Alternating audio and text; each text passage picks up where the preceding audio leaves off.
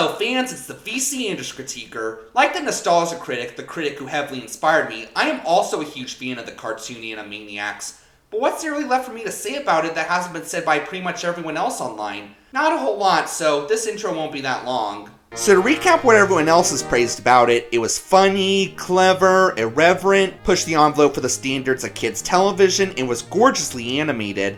In the reboot/continuation, my opinion of that is pretty much the same as the majority of fans. Yeah, it sucks that only the Warners and Pinky and the Brain got recurring skits, and all the other characters only got a few references here and there, though they were admittedly clever ones. And yeah, probably the most what the F ending imaginable to the show. But other than that, the series was a pretty damn good continuation of the original show. It didn't get off to the greatest start with the first season, with a bit too much reliance on anti-Trump humor, and barely any focus on the new Hispanic CEO that replaced Mr. Plotz, or Ralph and Scratch and Sniff for that matter. Hello Nurse has the excuse that she went to work for Disney, but the reboot made a huge comeback with seasons 2 and 3. The jokes were more funny and versatile, the goodnight everybody moments were more risque, Ralph, Scratch and Sniff and Nora had more involvement, and they even fleshed out Nora's character a lot more, to the point where I actually like her more than the original Thaddeus Plotz. And yes, the ending to the show was absolutely horrendous. You thought the ending of The Sopranos was bad? Just wait till you see how this show ends. But aside from the atrocious ending, the reboot really was worth the wait for the most part. And since the Nostalgia Critic already did a top 10 for the original series, or a top 11 in his case, I decided to do a top 10 for the reboot to find out which episodes are the best of the best. So without further ado, these are the top 10 episodes of the Hulu Animaniacs reboot. You just gotta be yourself. Don't copy someone else. Cause being you is a thing that like alike. Number 10. The Island of Dr. Warnerau. This episode is not only awesome because an Animaniacs spoof of the Island of Dr. Moreau is loaded with possibilities, but I say they more than exploit those possibilities. The Warners are whale watching one day, but get stranded on an island. While there, they meet these mutant creatures that look and sound an awful lot like them, but are the exact opposite personality-wise. Namely, they're reserved and completely subservient to Brother, in this case the identical twin brother of Dr. Otto Scratch and Sniff we've never heard of, Jurgen Scratch and Sniff. Jurgen reveals that he and his brother Otto used to be nearly inseparable, but when Plotz assigned his brother the incredibly demanding job of trying to keep the Warners in line, the two never had any time to spend together anymore. Oops, sorry buddy, we stopped listening a while ago. We got bored, but don't worry, it's not you or your story, it's both. Hey!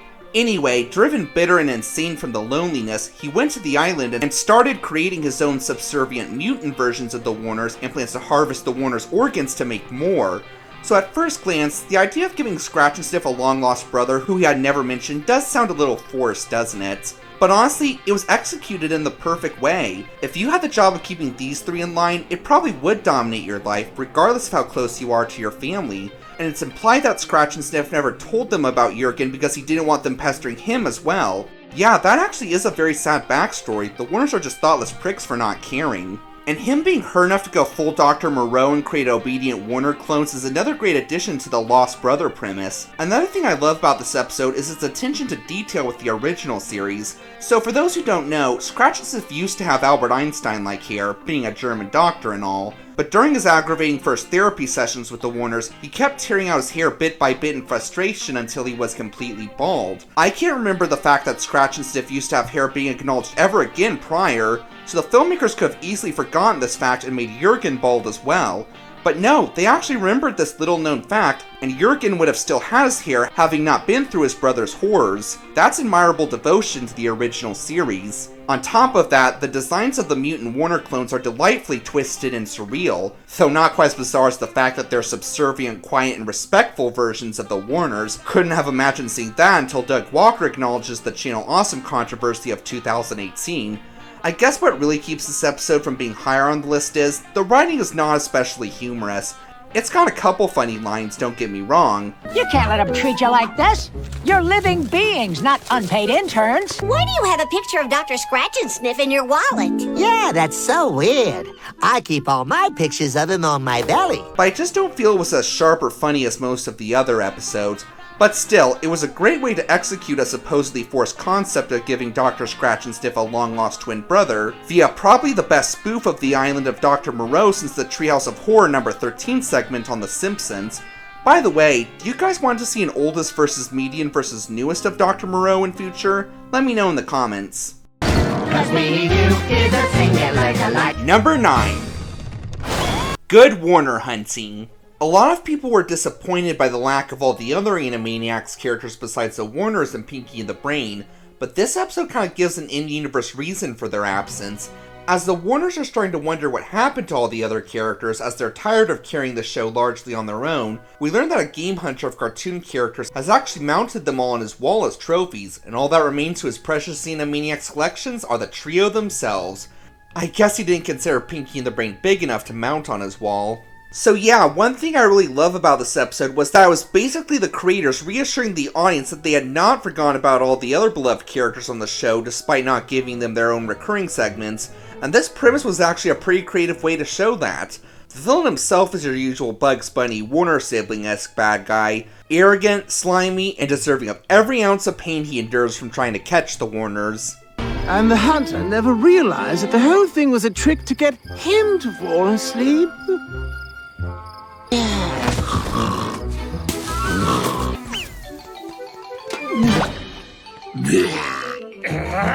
Oh, how is this possible?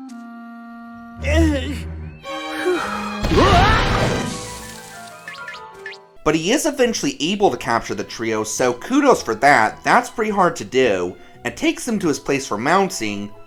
Okay, I am about to reveal a major spoiler here. I usually hide spoilers in my countdown videos, but I've decided not to here. Aw, is it 'cause you're real bad at it? I am not bad at hiding spoilers. Not too bad anyway. It's because he's bad at it. Okay, so I need some work, but I feel I have to discuss this because it really helped this episode get on this list. So skip here to avoid major spoilers. Just as the hunter's preparing to mount the trio, the Warners notice that there's actually one other Animaniacs character missing besides Pinky and the Brain. Chicken Boo, the big old chicken. He wears a disguise to look like human guys. I can see why you haven't heard of him. He was the least popular character on the whole show. Yeah, where is Chicken Boo? And why is the hunter getting so upset about the Warners' belittling comments towards the character? He...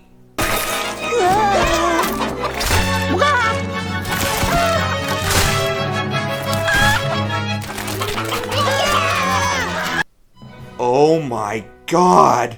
Chicken Boo actually had a good disguise for once! So it turns out, Chicken Boo was pissed because the showrunners had said he couldn't be in the reboot since he was allegedly the least popular character of the show. So his thinking was, if I can't be in the reboot, none of the other characters can either, hence his actions. That was an absolutely perfect way to write the other characters' absence into the story. And best of all, the characters turn out to actually not be dead and prepared to deliver a very justified ass-whooping on Chicken Boo. Even if it's only a few split seconds and none of them speak, seeing all of the original characters back for these few seconds is just so awesome. Plus, how crazy is it to see Squint and Mindy look enraged? I don't remember them without expressions once in the original series. As sad as it was that the rest of the cast wasn't included regularly in the reboot, it is comforting to know that they had the perfect story to explain that, complete with a Chicken Boo disguise that we actually could not see through. And more importantly, proof that the showrunners hadn't forgotten about all the other characters. All I can really say now is, you may wear a disguise to look like human guys, but you're not a man, you're a Chicken Boo.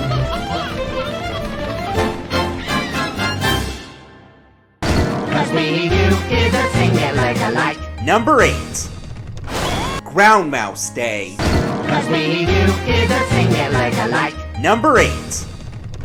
Groundmouse Day. Just a heads up, this is only going to be one of 2 Pinky and the Brain shorts to make the list. All their shorts in the reboot are great, don't get me wrong, but only 2 of them were good enough in my opinion to make the best of the best list. But in any case, this episode, as I'm sure you guessed by the title, is a very funny spoof of the classic Bill Murray movie Groundhog Day. Pinky and the Brain are in Puxatawny, Pennsylvania for Groundhog Day. Shh! You wanna get sued? Right, sorry, I mean Pittsburgh, Pennsylvania for Woodchuck Day. His plan being to pass Pinky off as Pennsylvania Bill and tell everyone that he did see a shadow and it's 6 more weeks of winter. The plan being to get everyone to buy a snowboards program to push the snow off a slope powerfully enough to form an avalanche over Pittsburgh, right when the world's leaders are there for the G20 summit, trapping them and thus allowing him to take over the world. Pinky of course screws up and tells everyone he doesn't see a shadow and everyone buys surfboards for spring instead of Brain's snowboards. But the next morning feels eerily like the first, from the radio announcement, Pinky's stupid comment, the same annoying acquaintance from their days in the lab, and so on. Brain reasons that this is due to a saying of philosopher George Santayana. But are we sure Santa's first name is George? Anyway, his saying is, he who can't remember the past is doomed to repeat it, which Brain interprets as fate's giving him a chance to correct his mistake and take over the world. So after several failed attempts, he does so, but the loop doesn't break, which Brain deduces is because he didn't take over the world epically enough. So he keeps upping the ante, but the loop just won't break for some reason. So what do I love about this episode? Well, first of all, I love the movie Groundhog Day. That played a part.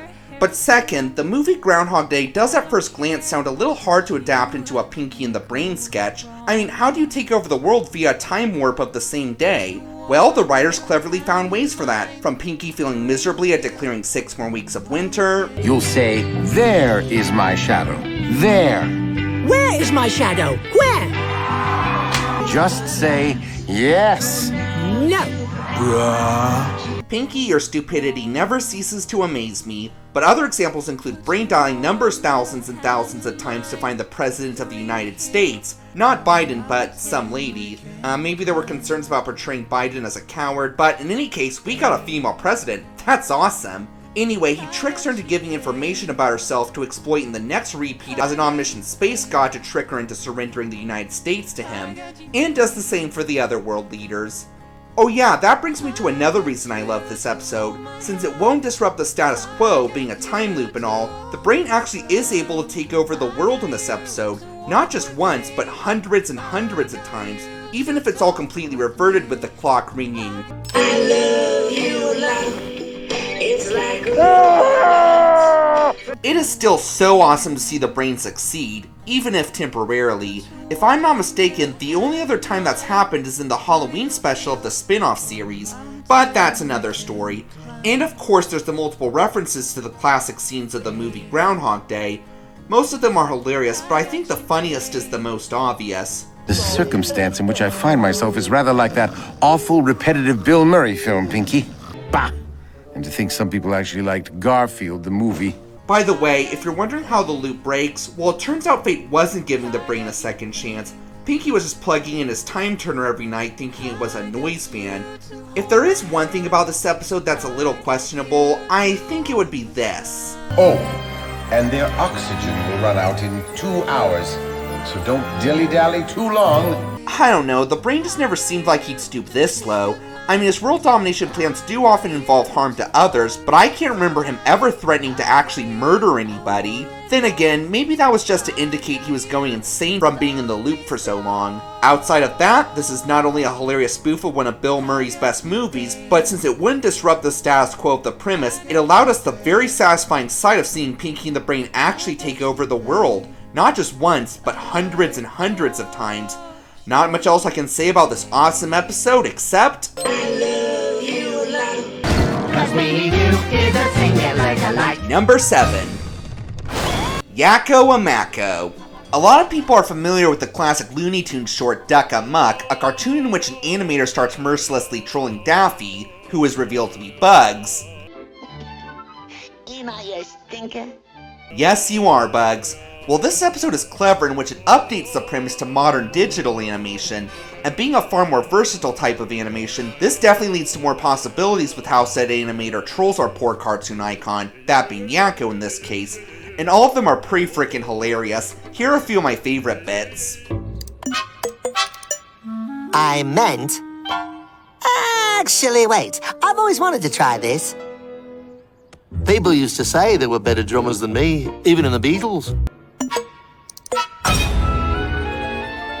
And while you're at it, why don't you cut your ear off? I've heard of abstract animation, but this is ridiculous. Oh, and now the Cheshire Cat bit. Give me a body before you get us sued.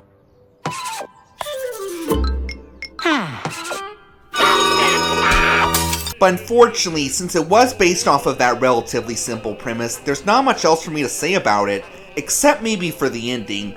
Unlike the original Duck Amuck short, this one actually does have a happy ending. So using Brer Rabbit tactics... Just please don't draw me a bunch of extra arms. Anything but that.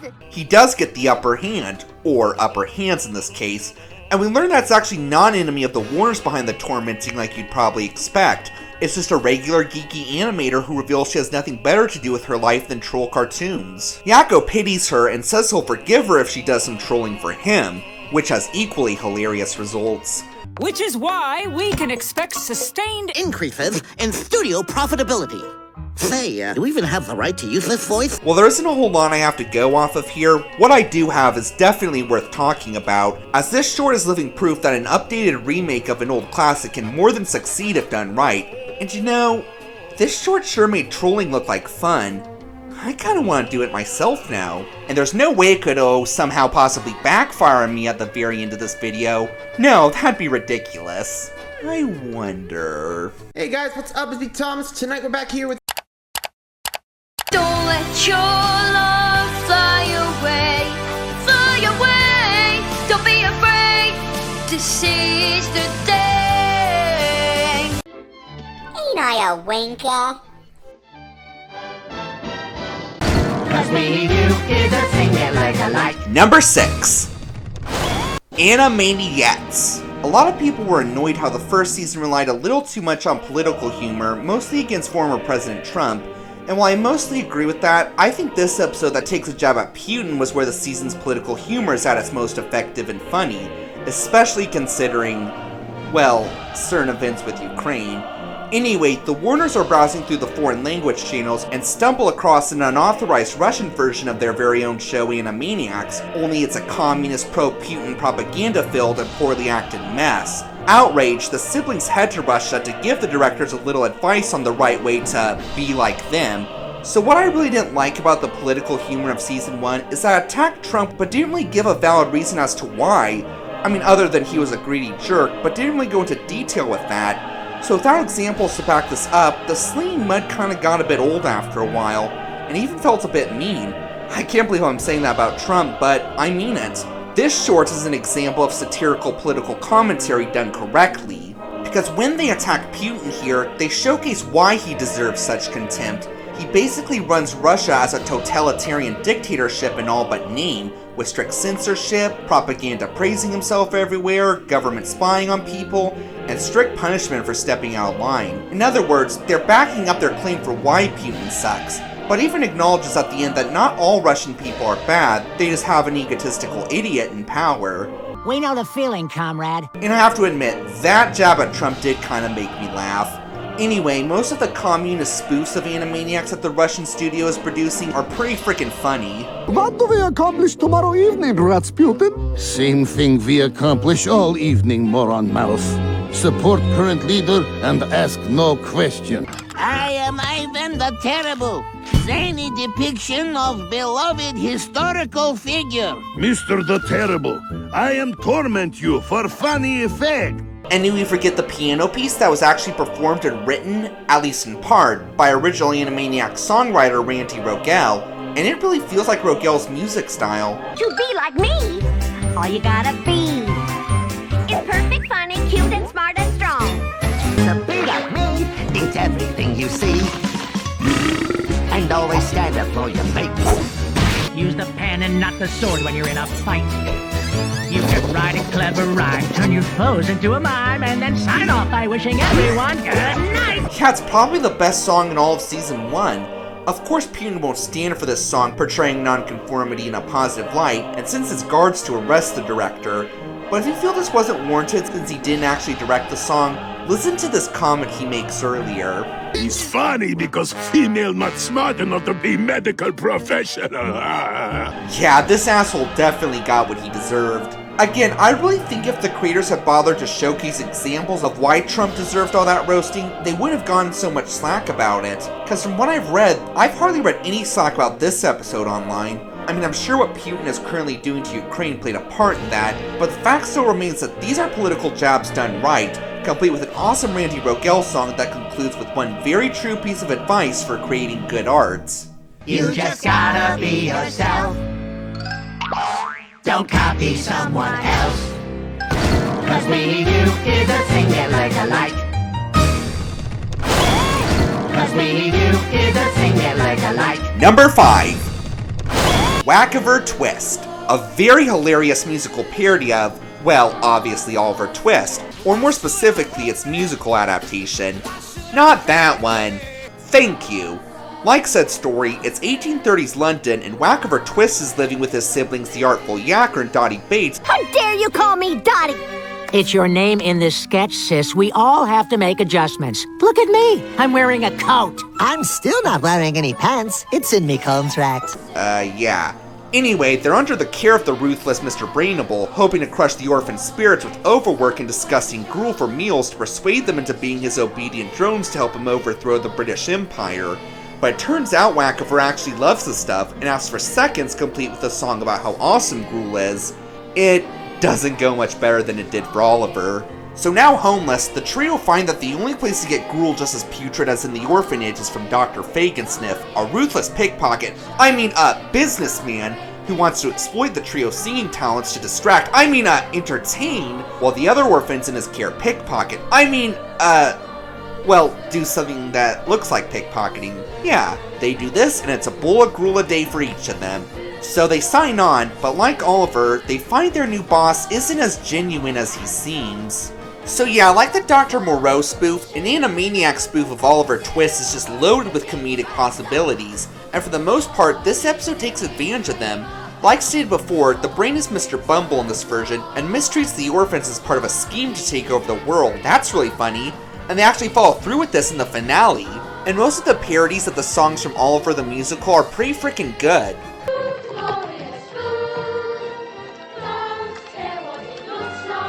Gruel, gruesome old gruel, tastes like milky fishes. Consider yourself at home.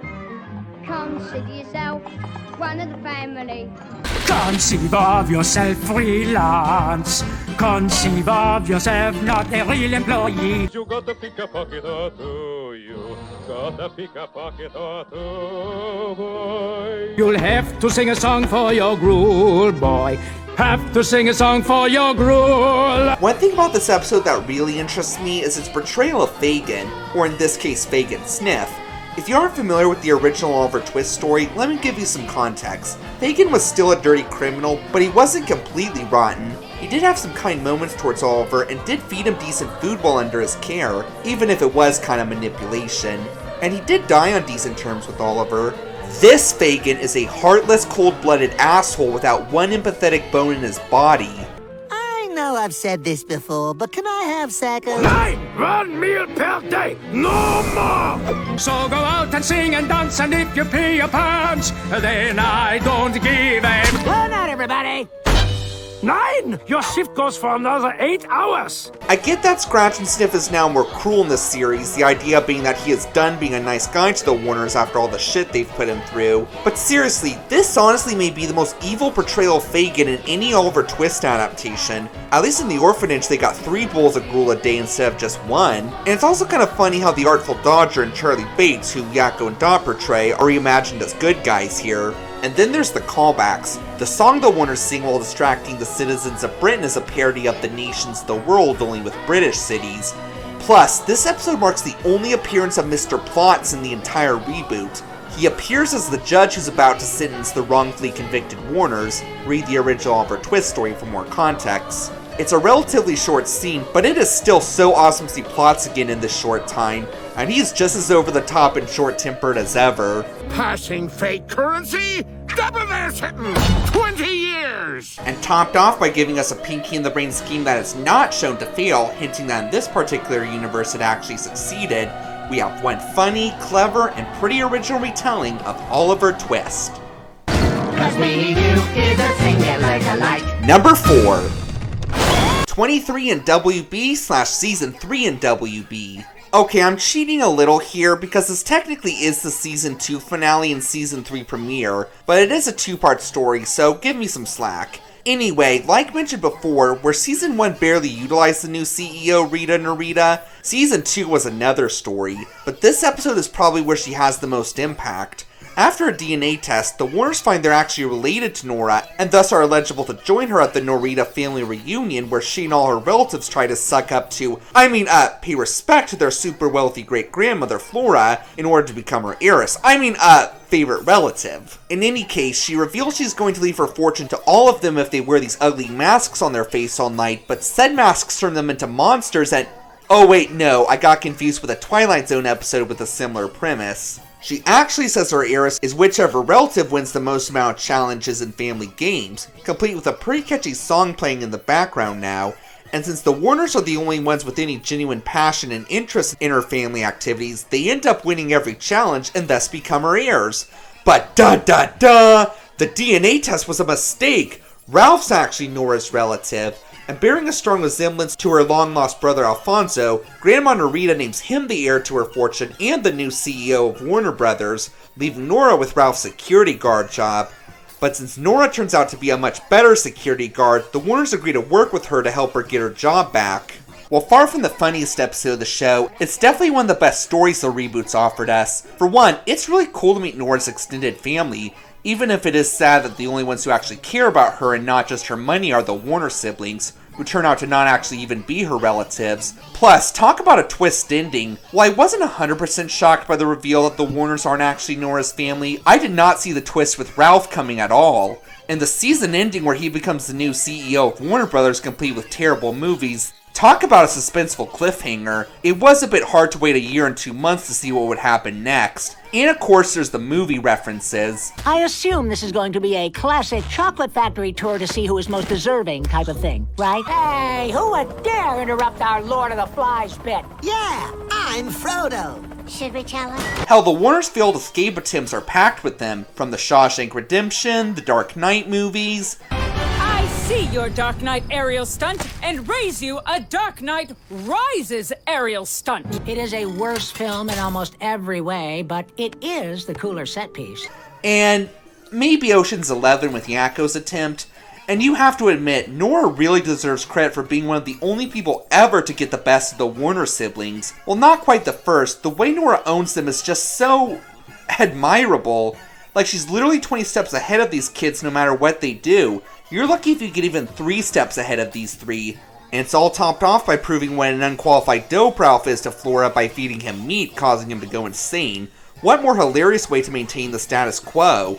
And topped off with the lovely sight of Ralph chasing the Warners into the distance, this well-written and engaging story ends on a very high note indeed. 'Cause we do is a single like a light. Number 3. Warner Games. This is definitely one of the most visually impressive episodes, although despite the title, the premise is actually much more similar to Tron than War Games. Wakko's become addicted to a new Mario Brothers ripoff game, hence why the Super Mario Brothers theme is playing in the background now, which Yakko and Dot quickly fall under the spell of as well. After 6 months of playing the game non-stop, they finally have unlocked an Easter egg that allows them to enter the game, and incur the wrath of the game characters from the Italian Plumber Brothers, Hispanic Carpenter Sisters Maria and Luisa, the giant ape Donkey Kong, Jackass Monkey.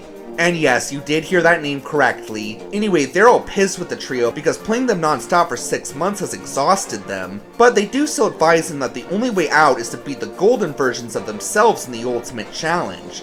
But first they have to deal with Ralph getting his hands on the game controllers. So let's talk about the most obvious strength of this episode, the animation. The lengths this episode goes to emulate the style of the Super Smash Bros. Games is just amazing. They could have easily just used generic run-of-the-mill CGI for the game scenes, but this actually does look like CGI used for video games. I really felt like I was watching cutscenes from an actual Mario game guest starring the Warner siblings. That and it just looks so damn epic. As great as the hand-drawn animation of Animaniacs was already, the CGI here just feels so grand, like the highest quality Mario game ever released. Especially during the battle scenes. But even there, they still incorporate the cartoony movements of the characters as well. Then, the writing's actually pretty sharp too. They don't get to disappear for months on end. Warner Brothers has standards! Well, not artistic standards, obviously. Hey, she's just copying me. Sure, but we're just copying the Marx Brothers, so, you know, glass houses, unable to move freely. Either Ralph is controlling us again, or they've run out of that sweet Hulu money and can't afford to animate the rest of this sketch. I mean, sucks that Ralph is controlling us again, but gotta tell you, I've grown quite fond of that sweet Hulu do-re-mi. By the way, it's pretty neat that the characters utilize the TV PG rating of the reboot and use PG swear words like sucks and jackass. Talk about upping the ante with, "Good night, everybody!" By the way, remember how I mentioned the game had an Easter egg at the beginning? Well, this episode has a few of its own. Wait, I thought you said it was January. That is way too early for Easter eggs. No, like a secret message or reference in a game, movie, or TV show. And it's all topped off with a pretty exciting finale. Remember Dot's comments about how the Golden Warners copy everything they do? Naturally, Wakko realizes the solution is harm himself. And then when the Golden Warners do likewise, they end up defeating themselves. This is how Wakko gets out, but he and Ralph fight over the controls before Yakko and Dot can as well.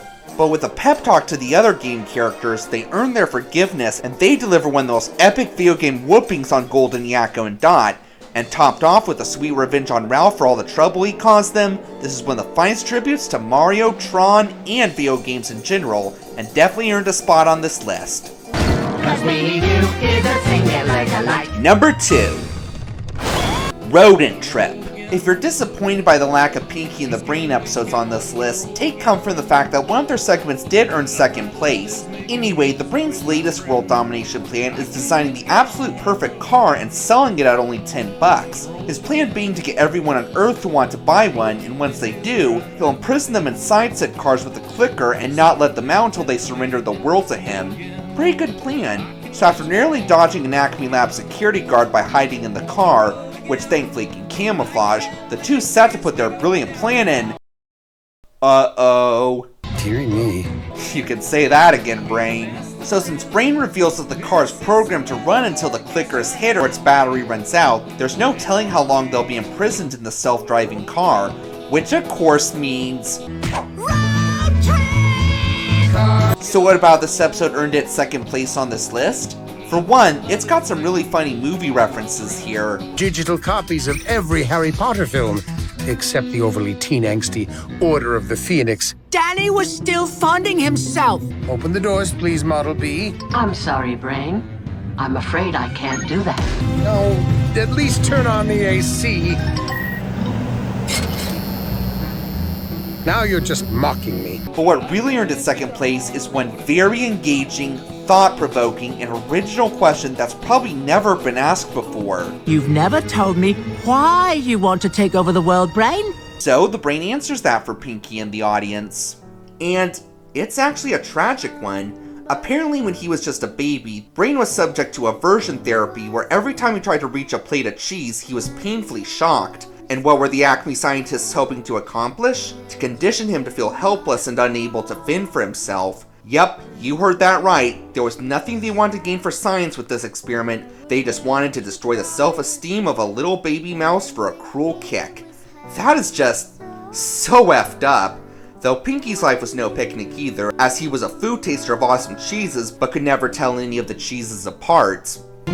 So, it was a picnic then? Oh, who am I kidding? Of course it was. What I really love about this is, I always just assumed the Brain wanted to take over the world because, well, that's what evilly genetically altered lab mice do. Or if it was a sad backstory, I thought it'd be something lame like he was bested by some other mouse and wanted to show him up. But they actually did write a tragic, engaging, and relatable motivation for him. If you were subject to something so cruel when you were just a baby by people who wanted you to feel worthless for really no reason other than their own amusement, you probably would grow up bitter and wanting to be in total control. And on top of that, they picked the perfect scenario for such. If they were on an actual world domination plot, it would have felt a little forced in. But imprisoned in a self-driving car with very little hope for escape was honestly the perfect place for Brain to open up with us and answer the question that neither the original Animaniacs series or even the Pinky and the Brain spin-off answered. My only real gripe with this episode is, maybe Pinky could have been a little more supportive after hearing Brain, not just complain about his horrible life eating cheese. Although after they escape by using Pinky's phone to manually override the car system, I did kinda giggle when it turns out the whole time the car was heading to hook up with the dust vacuum that Pinky was riding at the beginning. Not the funniest episode, but definitely one of the most emotional and thought-provoking ones. And the #1 best Animaniacs reboot episode is... Yakko's Big Idea. The reboot did indeed have some great musical numbers, but the most beloved one is easily Yakko's song about planets. This is not a song of the Animaniacs reboot, this is the song of it. The only song that was completely on par with the most iconic songs of the original series. Maybe even a little better. Yeah, I'm not shitting you, that is how good it is. This song put me in the same state of otherworldly bliss that the Teacher's Pet movie, Top Gun Maverick, and Stranger Things Season 4 did. The Warners are watching a reality show where people pitch new ideas to billionaires for funding, which if said billionaires don't like said idea, it's off to a fiery pit for the pitchers. After being unimpressed with several candidates, Yakko bets he can pitch a brilliant idea off the top of his head. So Dot and Wakko are like, okay, put your money where your mouth is. So he pitches potentially habitable exoplanets, i.e. planets outside our solar system. So what's so perfect about this song? Honestly, everything. The melody is catchier than every song of the Disney Renaissance combined, and the orchestration is just so grand, like the musicians are veterans of Carnegie Hall, and you can hear it. But of course, you can't have a great song without a great performer to sing it, and Rob Paulsen delivers one of his best vocal performances ever. I mean, he definitely sounds 30 years older. So why not try the cosmic sky for your next holiday? In fact, there's one that's super fun, just a few light years away. Okay, I kinda guessed where the Reeties are alive. But this here spot has got the lot for aliens to live and thrive. But it is clear he is having the time of his frickin' life singing this masterpiece, putting probably the most effort he's ever put into a song in his life. And I've heard some great Rob Paulsen songs in my days, but none have quite reached the passion I've heard here. And of course, there's the fact that this is an educational song. Yeah, I couldn't help but notice that there honestly weren't that many educational songs in the reboot. I mean, I really think it was just this and Dot Warner's song about the First Ladies. But I kind of feel like they compensate for this by giving us a topic that is not often taught in schools, namely planets outside our solar system, and why they won't be habitable at this time. Like Pegasi 51b has very unstable ground and horrible smelling air. Kepler 186f may have water and rare gold, but its radiation would barbecue you. I mean, not even the Magic School Bus or Bill Nye the Science Guy ever covered these topics. So now kids have something to show off in science class that not even their teacher would probably know about. And like a lot of great songs, the finale is the best part of all. Not only is there a cool callback with Yakko flying the same spaceship as in Yakko's universe, but everything is at its most epic for the final planet, WB1. The orchestration, the melody, and of course Rob singing. And it should, because this is a planet with air that smells like perfume, oceans made of candy, and more. Astronomers claim that video games have been built into every crater when I play asteroids all day. And order pizza from an alien waiter, try a shopping spree, cause everything is free and bedtime's not till 11. Definitely the perfect planet for potential human habitation. Yeah, it sucks they realize all these planets are too far for humans to reach in their lifetime. Oh yeah. Plus I made that planet up. Wow, I totally did not see that coming at all. Okay, no, I think we all did, but who cares? We got some educational stuff already, so no harm in a little fun as long as you acknowledge you were joking. And they do. Again, despite the lack of educational songs in the reboot, this one more than compensates for the supreme lack of them here. It was just a perfect musical piece in every way, and watching it reassured me that the people behind the reboot did have a much better understanding of what made Animaniacs work than I thought. So if you want to experience something as awesome as Top Gun Maverick but only have about 4 minutes to do it, this is probably a place to go. The only downside though is, Yakko's gotta come up with a new idea to please his siblings or he's gonna need a crash course in fire department school. Well, I'm sure he's got plenty of other great ideas. Hair pants. The only pants made from the hair of balding men. Door of the Month Club. A new door delivered to your door every month. Collapsible pitchfork for the rider on the go. Porcelain fish. Pork yogurt. All the meat at the bottom. Stir and enjoy.